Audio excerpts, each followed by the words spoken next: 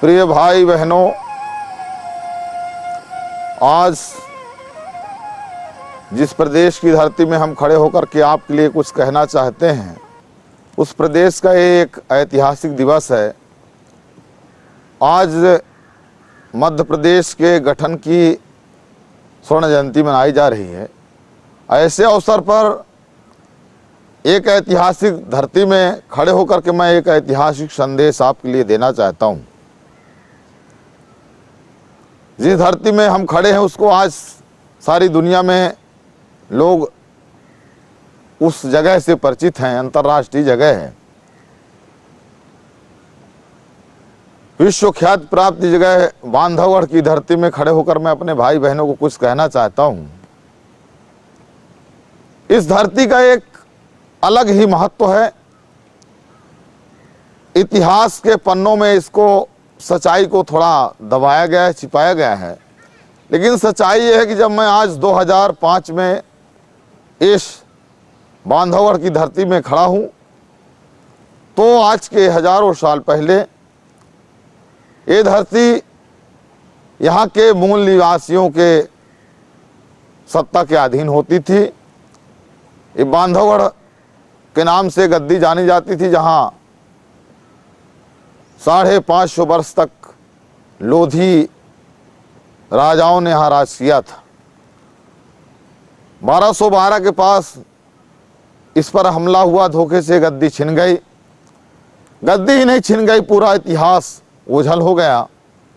आज इस जगह पर कोई लोधी राज का नाम जानने वाला नहीं बचा है। पर मेरा एक स्वभाव है कि मैं ऐसे कुछ काम करता हूँ, जब कोई आदमी सच्चाई को कहने से कतराता है, डरता है, ऐसे काम करने का बीड़ा मैं उठाता हूँ। तो इस धरती में खड़े होकर के जो भी बात हम कहें वो सच हो, सही हो, जो भी हमारे लोग जाने समझें, तो उनको इससे धोखा न हो, कहीं गुमराह न हो। तो सबसे पहले तो मैं आज़ाद देश में 58 साल की आज़ादी की जश्न मनाई जा चुकी है हिंदुस्तान में, लेकिन इस बात को हम निसंकोच कहेंगे कि आज़ादी के 58 सेकंड भी गरीबों की झोपड़ियों में आज़ादी नहीं पहुंची है। हजारों कोस आज़ादी से दूर खड़े हैं। यह देश हजारों उतार चढ़ाव देख चुका है, लेकिन जब परिवर्तन हुए हैं, तो परिवर्तन का बुनियादी काम हमेशा यहाँ के गरीब किसान मजदूरों ने किया है। जब यहाँ के बड़े बड़े जो अपने आप को बहादुर, तीस मार खा राजे रजवाड़े मानते थे, जब वो चुनौतियों के सामने घुटने टेक देते थे, तो उस समय गरीब अपने हाथ में झंडा लेकर और अपना बलिदान देकर इस देश की अस्मिता को बचाया है। आज़ादी के 58 साल गुजर गए, लेकिन ये सच्चाई है कि आज़ादी गरीबों के चौखट में 58 सेकंड को भी नहीं आई है। और मैं इसी देश में पैदा हुआ हूँ, पला और बढ़ा हूँ, लेकिन मैं इस बात को जब से होशो हवास में आया, तो मैं इस बात को देख रहा हूँ कि यहाँ सत्य का बोलबाला होता जा रहा, सच्चाई से लोग कतराते जा रहे हैं, सच कहने से लोग डरने लगे हैं। सत्य का इतना बोलबाला हिंदुस्तान के अंदर हो गया है कि सच बात को ही लोग स्वीकार नहीं कर पा रहे हैं। लंबे चौड़े भाषण हो रहे हैं, रैलियां हो रही हैं, बड़े बड़े व्याख्यान हो रहे हैं, लेकिन उसका कोई असर नहीं हो रहा, क्योंकि सच्चाई से परे है। वही बात लागू होती है मेरी अपनी समझ में कि जैसे हजारों फूल अगर कागज के या प्लास्टिक के बना के रख दिए जाएं, पर उसमें खुशबू नहीं आ सकती है, क्योंकि वो सच नहीं है।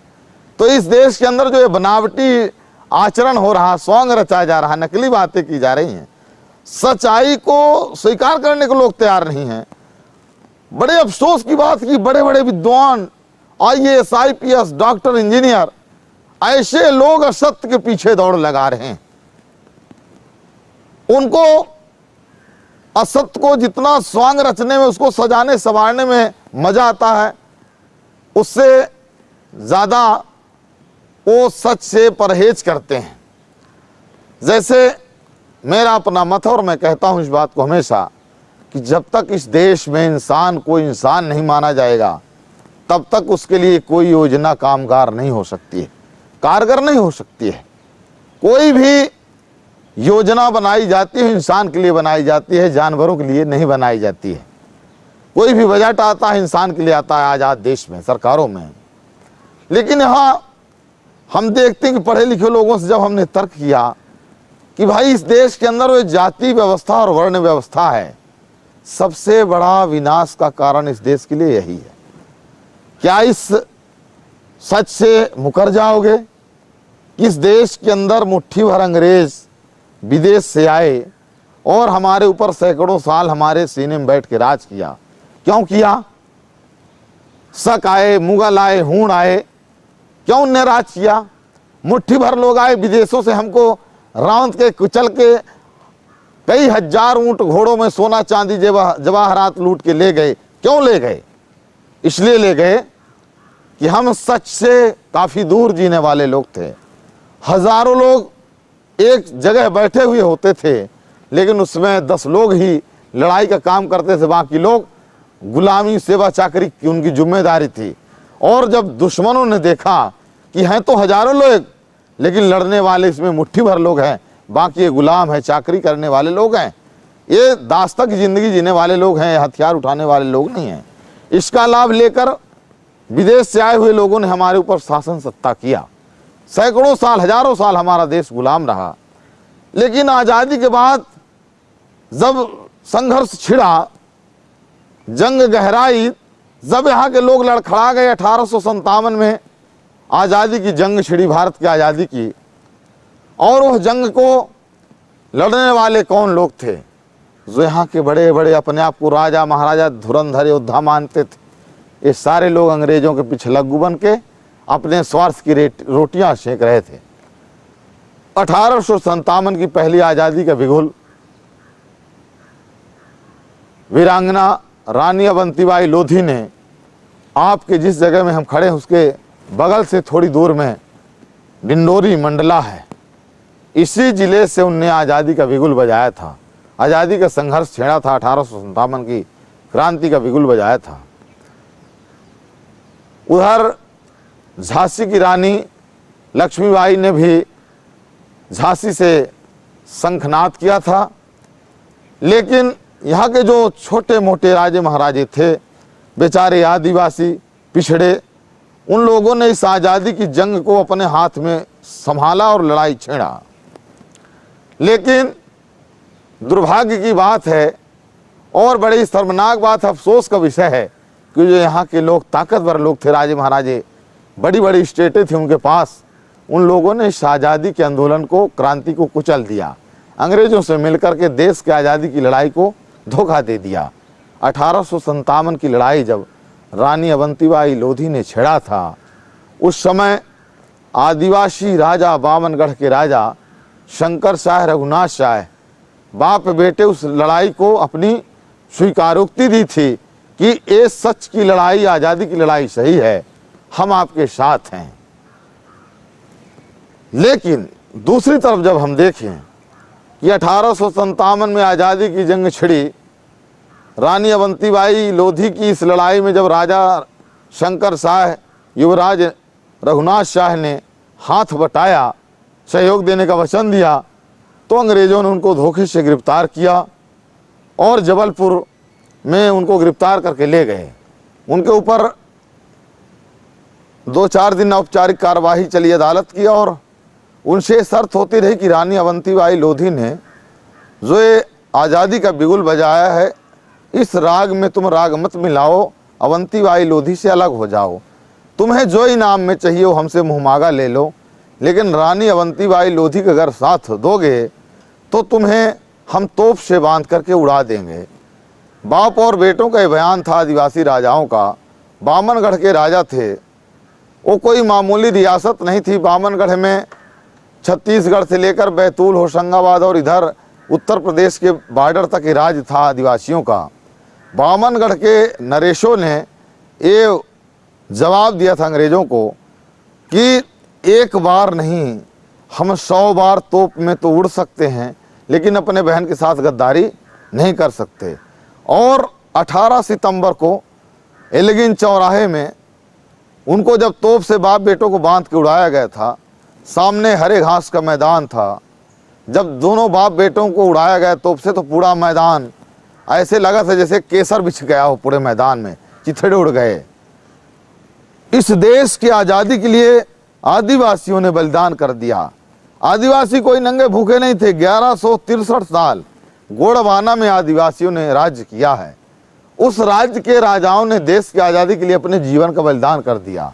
लेकिन दूसरी तरफ हम जब देखते हैं, जिस जगह पर हम खड़े हैं बांधवगढ़ पर, बांधवगढ़ कभी ये लोधियों का राज था, लेकिन लोधियों के पराजित होने के बाद, धोखे के शिकार होने के बाद ये स्टेट चली गई ये बघेल राजाओं के हाथ में और यहाँ के वो शासक बन बैठे। लेकिन ये भी सच्चाई थी कि इनने कोई पुरुषार्थ से रोधी राजा को नहीं मारा था, न कोई युद्ध किया था। साजिश करके धोखे से पूजा करते समय उनका बलिदान कर दिया था, उनका गर्दन काटा था। तो इस बात के लिए वो कहीं न कहीं जो आदमी बहादुरी से कोई जंग जीतता है उसके अंदर सच्चाई से सामना करने की ताकत होती है, लेकिन जो आदमी धोखा देकर किसी को धोखे से गर्दन काटता है उसके अंदर पुरुषार्थ नहीं होता है, वो भयभीत रहता है, सशंकित रहता है। जब रानी अवंतीबाई लोधी ने, लोधी जात की उस लड़की ने जब बिगुल बजाया, अंग्रेजों ने उनके सहयोगियों को बलिदान कर दिया, शहीद कर दिया, तो इनको ये शंका हुई कि अगर ये रानी अवंतीबाई लोधी अगर ये सफल होती है अपने अभियान में तो ये काफ़ी बलवान और वीरांगना महिला है, ये हो ना हो कभी हमारे ऊपर भी हमला करे। इस शंका को लेकर के इन लोगों ने एक बहुत बड़ा गुनाह किया है इतिहास के साथ कि 20 मार्च को रानी अवंतीबाई लोधी को अंग्रेजों से मिलके, और जिस जगह पर हम खड़े हैं कभी ये जगह भी उसी ज़िले में होती थी। शहडोल जिला का जो सोहागपुर और अमरकंटक इलाका है, उस इलाके में एक देश के लिए गद्दारी करने के बदले इनाम में लिया और रानी अवंतीबाई लोधी को 20 मार्च को बलिदान किया। ठीक इसी तरह के दूसरा परिप्रेक्ष्य जब हम देखते हैं कि रानी लक्ष्मीबाई को जब उनके पति गंगाधर राव का युद्ध में जब वो घिरे, उनके पास रसद घट गई, तो गंगाधर राव ने अपने देश के भाई होने के नाते सिंधिया परिवार से युद्ध में मदद मांगा कि तुम मेरे भाई हो, मैं भी इसी देश का हूँ, तुम भी उसी देश के हो, अंग्रेज़ों से हम युद्ध लड़ रहे हैं, मेरी मदद करो, मुझे रसद भिजवाओ। सिंधिया परिवार ने इतना बड़ा गुनाह किया कि अंग्रेज़ों के मिली भगत होने के कारण सिंधिया परिवार ने बारूद की जगह बुरादा भिजवा दिया और बुरादे को कोयले से रंगवा दिया। बुरादे से कभी तोप नहीं चलती है। जब उनकी युद्ध में तोपें नहीं चली, उनका पराजित हुए, उनका हृदयघात हुआ, सदमा लगा और हार्ट अटैक में गंगाधर राव का निधन हो गया कि हमारे देश के हमारे पड़ोसी भाई ने मेरे साथ कितनी बड़ी गद्दारी किया। लेकिन जब इसके बाद रानी लक्ष्मीबाई को घेरने के लिए अंग्रेजों की फौज किले में चढ़ी, तो उनकी एक तोपची की लड़की झलकारी बाई कोरी ने रानी लक्ष्मीबाई का वेश धारण करके और अंग्रेजों की फौज से मोर्चा संभाला और रानी लक्ष्मीबाई को उनने समय दिया कि आप निकलो और इधर से निकल के ग्वालियर के तुम्हारे भाई हैं, तुम्हारे पड़ोसी हैं, राजा हैं इस देश के, जाओ उनसे मदद मांगो कि मेरी मदद करो। रानी लक्ष्मीबाई निकल के झांसी से इटावा और कालपी होते हुए घूम के ग्वालियर पहुंचती हैं। सुखलाल कुशवाहा ने कहता है इतिहास के पन्ने इसको संजोए हैं लेकिन बताएगा कोई नहीं। भारत के साहित्य में ये अध्याय जुड़ा है, पृष्ठ जुड़ा है रानी लक्ष्मीबाई के वीरता का इतिहास लिखा है। सुभद्रा कुमारी चौहान ने लिखा है अपने कलम से कि बुंदेलो हर बोलों के मुंह हमने सुनी कहानी थी, खूब लड़ी मर्दानी हो तो झांसी वाली रानी थी। अंग्रेजों के मित्र सिंधिया ने छोड़ी राजधानी थी, खूब लड़ी मर्दानी हो तो झांसी वाली रानी थी। जब रानी लक्ष्मीबाई ग्वालियर पहुंची थी तो सिंधिया अपना महल छोड़ के आगरा के किले में जाके लुका और यहाँ अपनी फौज को अंग्रेजों के साथ लगाया।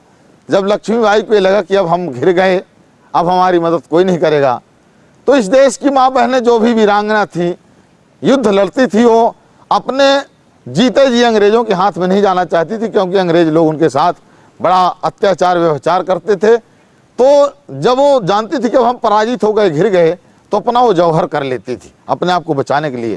रानी लक्ष्मीबाई ने भी जौहर किया।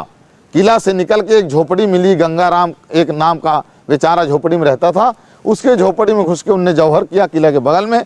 आज भी वहाँ स्टेचू लगी है रानी लक्ष्मीबाई की। लेकिन हम जब विचार करते हैं कि ऐसा क्यों हुआ, ऐसा इन लोगों ने क्यों किया, 1857 की क्रांति 1860 में आज़ादी दे सकती थी, लेकिन वो आज़ादी दफन हो गई क्रांति, और फिर 90 साल तक ये देश हजारों लाखों बलिदान देता हुआ 1947 में देश को आज़ादी मिली।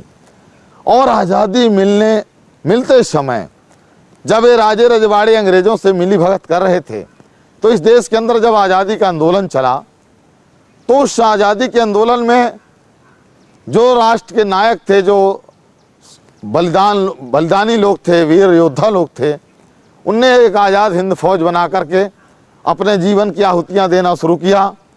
वंदे मातरम का नारा लगा के झंडा लेकर के निकले, देश को आज़ाद कराने के उनने बिगुल फूंका।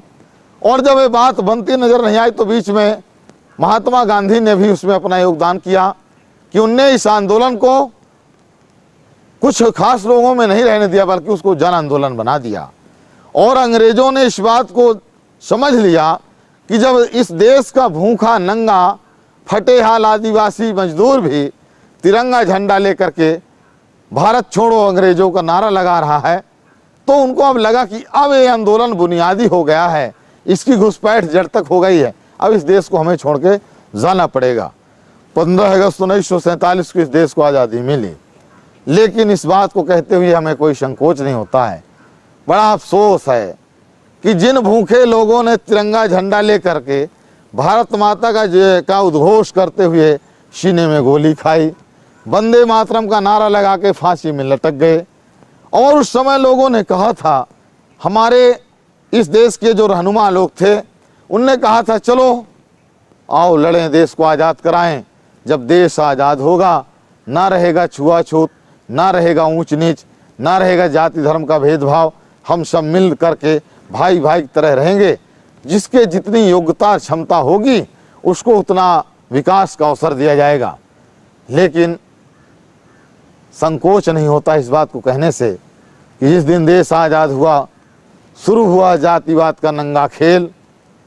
जिन लोगों ने आज़ादी का झंडा छूने में शर्म महसूस करते थे, अंग्रेजों की दलाली करते थे, जब देश आज़ाद हुआ बन बैठे वो देश के रहनुमा, तिरंगा झंडा लेकर सत्ता की कुर्सी में पहुंच गए।